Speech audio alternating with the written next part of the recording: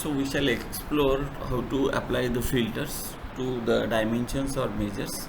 Now one more thing is very clear: when we apply to the filter to the measures, then definitely there will be a numeric range here, and then when we apply filters to the dimensions, definitely there will be a checkbox list, and from that list we have to apply the filters.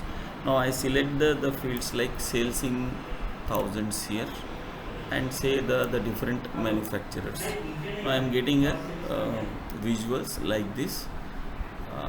I make it in the form of the column. Okay. Now if I want to put one more, that is price in thousands, as a filter for this, so I get a range of values here. But here also what I can do, I can sort it in, say, the descending manner. So I am getting here the complete range. That is sum of the price from this 29 to up to say this 476.